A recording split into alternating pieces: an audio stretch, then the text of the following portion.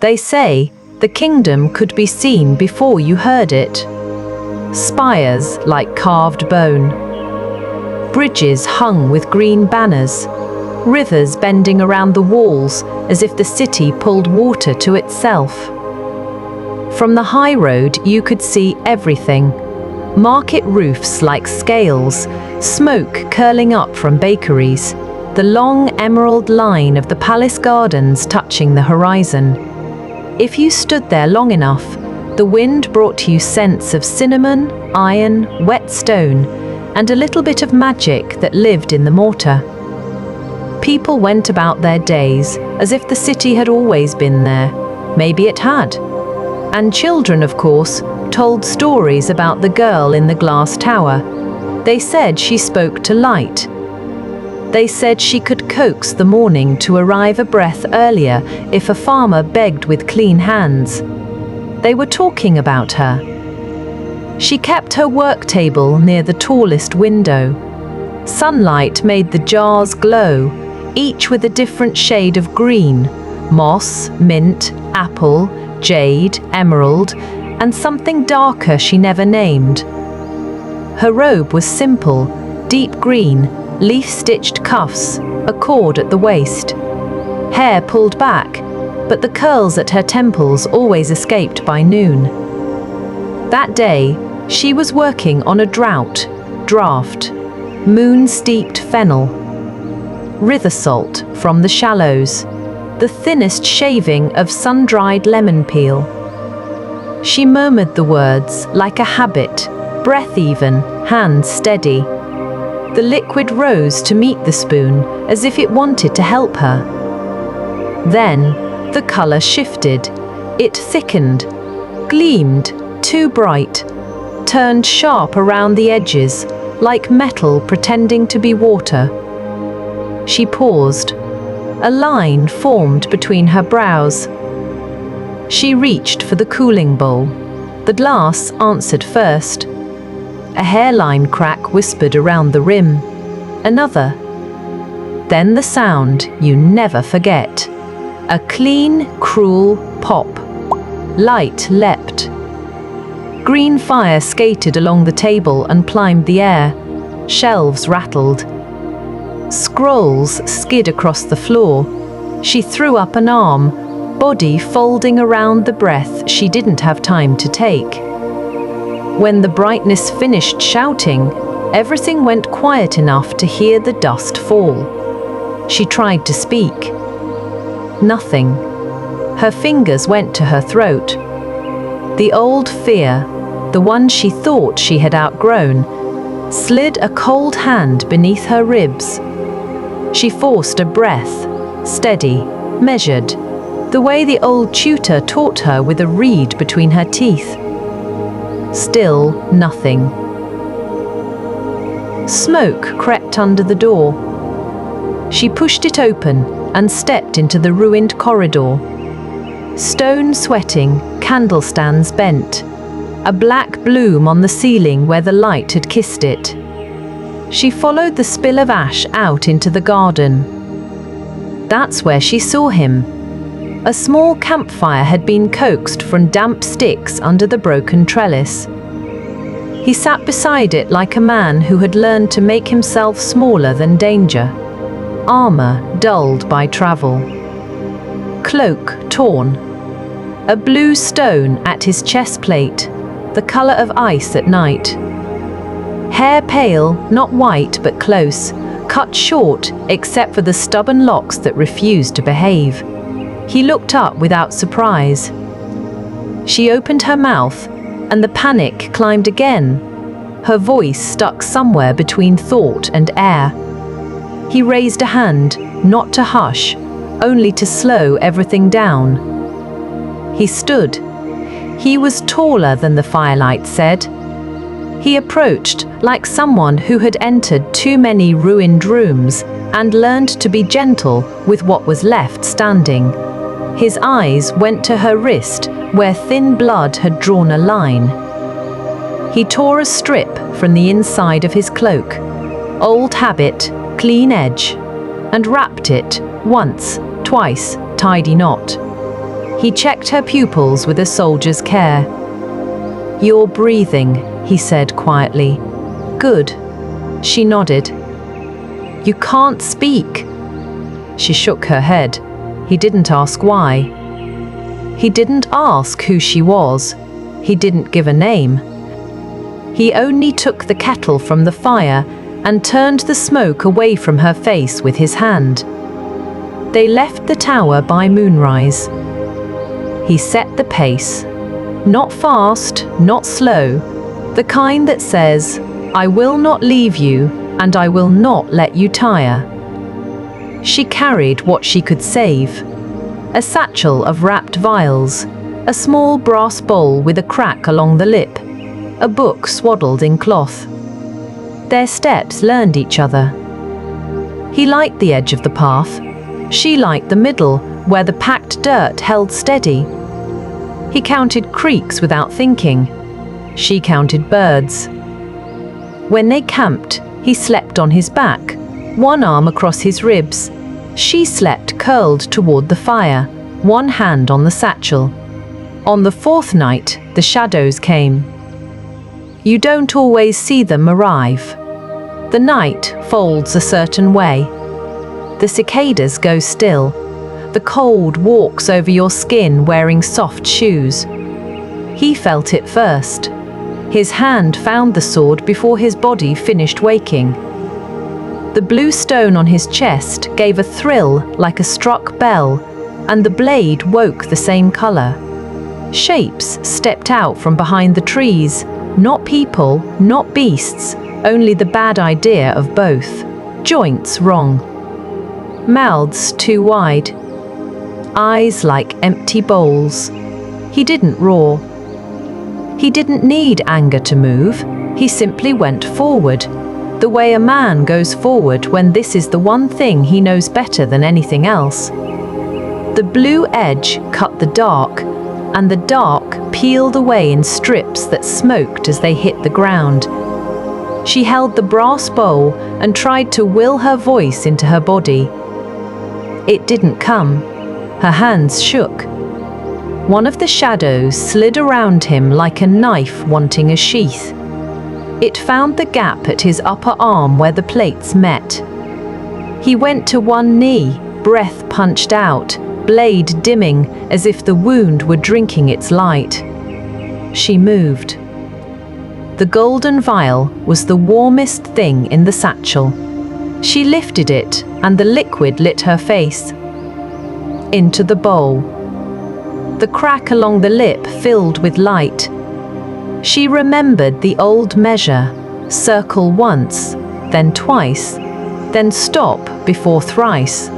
She brought it to his mouth, and he drank as if he already trusted it. The wound did not knit showy. It closed like two old friends shaking hands, firm, quiet, done. The blue woke back, brighter. He rose without a word and finished what the shadows started. When the last one fell apart into whatever nothing they came from, he stood there a long moment, blade down, chest up, catching air like a man who'd forgotten the trick and was learning it again. He looked at her. His mouth twitched once, almost a smile, but not quite. He touched the rim of the bowl with two fingers, like a nod you can feel. After that, the road did not feel as long. They came to the bubble of light without meaning to. It looked like heat at first. Then you saw the curve. A dome over the old palace on the hill. The one people swore was empty now. The one the river avoided, as if somebody had said, "Leave it alone." He tested the air with the blade. It hummed once, not warning, more like greeting. She stepped closer, and the dome thinned where she reached. It let them through the way water lets your arm through if you trust it. Inside, silence had weight. Halls embroidered with vines of green stone. Murals telling a story in a language that looked like music. Every footstep answered itself a heartbeat later from somewhere above. At the center, the temple waited. Not a church, not exactly. More like a room that remembered every prayer it ever held. In the middle, something floated the size of a closed fist. The emerald, turning slowly in the air, throwing quiet light onto everything that watched it. The first crack sounded like a sigh. She lifted her head. The second ran through the far wall like a line drawn with a good pen. Dust came the way it comes at the start of a storm. Softly, but not with any intention of stopping. He stepped in front of her without thinking, sword up, eyes working. She did her work. Hands out, palms open. The shapes her teacher had drilled into her bones came back like the taste of a childhood fruit. Circle, cross, draw in, let out. Don't beg the light. Ask as if you have always belonged to it. The emerald tugged. The floor shivered. A seam opened at their feet. He shifted his stance and braced her with one forearm, not touching more than he had to, but enough that the body knows it's not alone. Almost, she tried to say, and maybe he understood anyway. The emerald fell into her hands like it had been waiting. Everything else stopped waiting. The room coughed up stone. A beam let go. The far arch sagged, and then decided not to be an arch anymore. He turned them both toward the door. The dome fought to hold the ruin in its shape, and then made the only wise choice an old magic can make. It let go. They ran. Not graceful. Not heroic. The way people run when the ground under them is tired of being ground and wants to be air. He took the side with the falling wall. She took the side with the stubborn door. When the final breath of the dome went out, the hill sighed and the bubble collapsed into a rain of cold light. They didn't stop until the trees remembered how to stand still. Town came slow after that. First, a copper roof. Then, the smell of onions. A cartwheel complaining. A child's laugh that didn't know its own luck.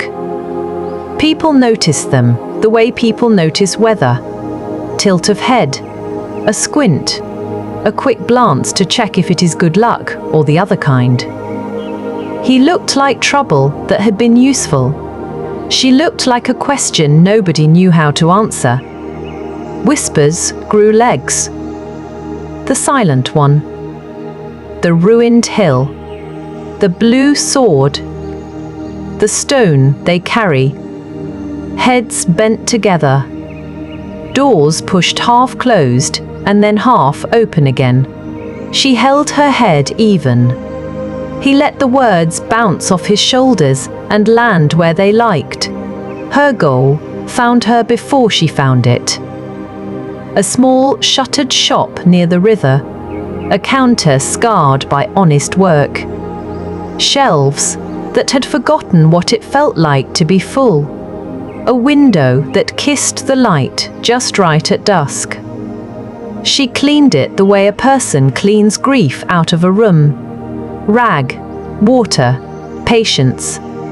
People watched from the door and pretended not to.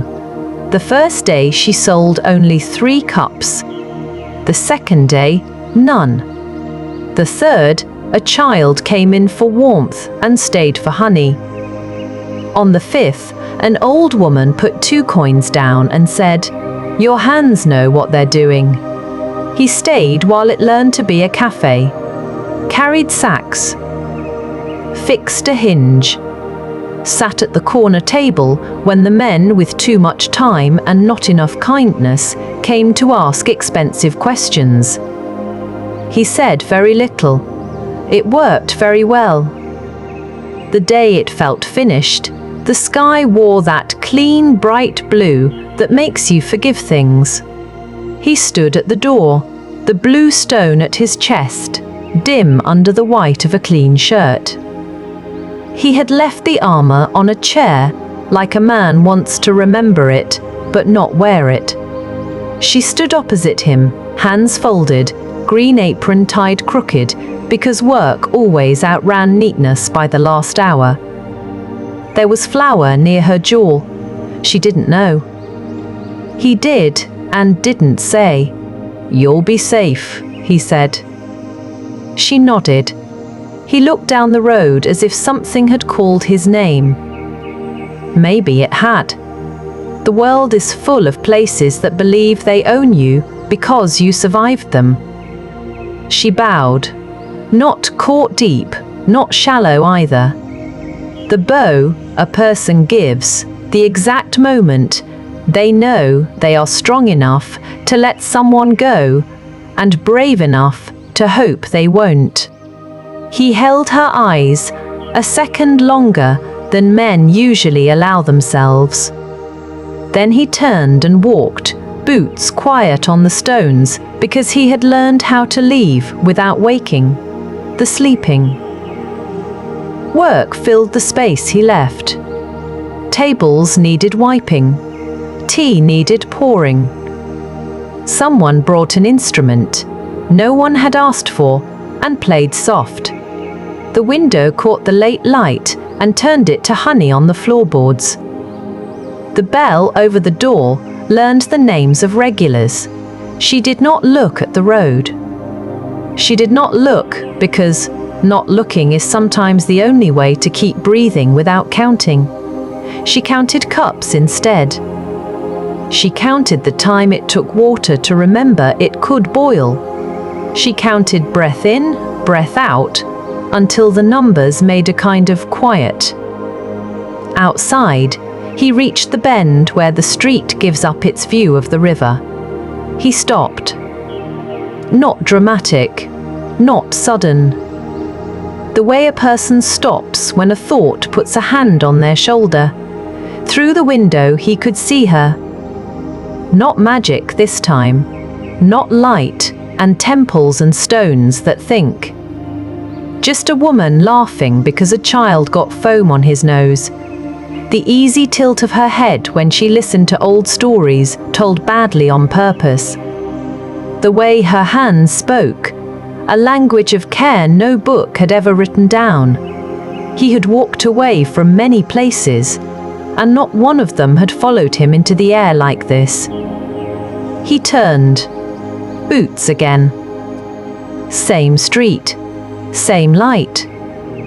A little slower now, like a man trying not to wake the hope he keeps in his chest. The bell rang. She looked up. Her mouth opened. Not a perfect word, only breath. But it carried a sound, and it carried meaning, and it carried relief so clean you could drink it. "You came back," she said, almost not believing the air would let her. He stood in the doorway in a shirt that finally looked like it belonged to him. Hair pushed back with a wet hand. The blue stone quiet and not demanding. "I didn't know where else to go," he said, and the truth of it made the floor steadier under both of them. No one clapped. No one made a speech. The night came in the window, and the lamps answered it. He took the corner table. She wiped a cup that didn't need wiping and smiled without trying to make it smaller. Outside, the river did what rivers do, kept moving and kept staying at once. People passed. The town decided, as towns do, that maybe this was how things were supposed to be. If you walked by and looked through the glass, you'd see them as shapes inside a warm square of light. Her in green, him in white, space between them easy as a shared breath. That's the story as I heard it. A kingdom that learned to be kind. A girl who turned careful with light into strength. A man who carried storms until he set them down. No crown at the end, no parade. Just a door that kept opening, and a bell that learned the sound of someone returning.